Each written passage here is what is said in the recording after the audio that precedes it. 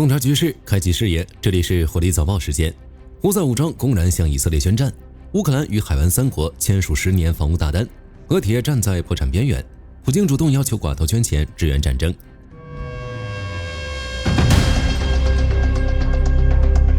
据多家国际媒体报道，也门胡塞武装向以色列南部发射了弹道导弹。该组织宣称，此次行动是一次三方作战，与伊朗、黎巴嫩真主党协同进行。以色列国防军随后证实监测到来自也门的导弹，并对其进行了拦截，不存在任何人员伤亡。胡塞武装发言人萨雷亚表示，军事行动将继续下去，直到美以停止攻势为止，并且公然威胁称要重新封锁曼德海峡，此举将对全球能源供应链造成更加致命的打击。此次袭击标志着中东局势的进一步升级。至此之际，乌克兰正在加速与中东的军事合作。泽连斯基先后访问了沙特阿拉伯、阿联酋和卡塔尔，随后宣布乌克兰已经与沙特和卡塔尔正式签署了一份防务合作协议，与阿联酋的协议正在完善细节。这些协议价值数十亿美元，持续时间为10年，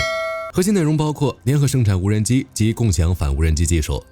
除此之外，为防止能源短缺，这些国家将为乌克兰提供至少1年的柴油供应，每月供应量约70万吨。这些柴油将优先供应乌克兰国防军。这一举动迅速激怒了德黑兰。伊朗议会国家安全委员会主席阿齐兹强硬回应称，乌克兰向以色列提供无人机支持，已等同于卷入战争，其全境都将成为合法打击目标。而在另一边的乌俄战场上，战争的代价正在逐步反噬俄罗斯。据《金融时报》报道，普京与商界寡头举行了一场闭门会议。在本次会议中，普京不再掩饰财政窘境，首次直接要求这些亿万富翁自愿向国家预算捐款，以填补因战争开支而日益扩大的赤字。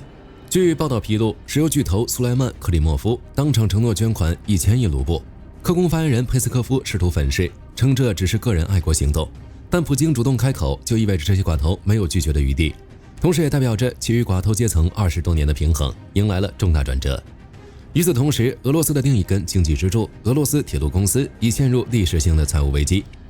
路透社援引该公司最新财报数据报道，2025年俄罗斯铁路净利润暴跌22倍，净亏损44亿卢布，货运量降至16年来最低点，总债务激增至450亿美元。据悉，公司曾向政府申请2000亿卢布支持，但最终只获批650亿卢布拨款，其余部分需要通过资产重组等方式解决，远低于预期。为了自救，俄铁不仅削减了40%的投资计划，计划裁员15%的总部员工，更做出了一个极具象征意义的决定：资产甩卖。位于俄罗斯市中心的里加火车站、利霍伯雷车库以及莫斯科城商业区的一栋摩天大楼均已挂牌出售。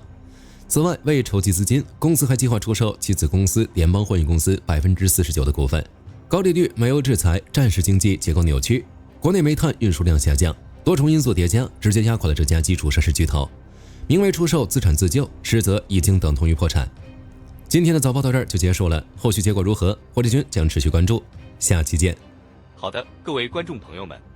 我们频道一直在聊真实的军事资讯和武器装备，后台也经常有朋友问，有没有值得推荐的入门级模型？今天就和大家分享一款近期接触到的产品。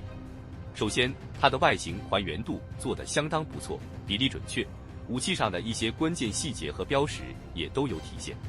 材质也说得过去，拿在手上有不错的分量感。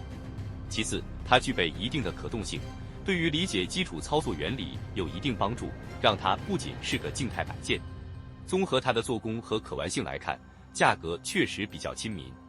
对于想入门模型收藏，或者单纯想在桌上贴一个摆件的朋友来说，是一个性价比很高的选择。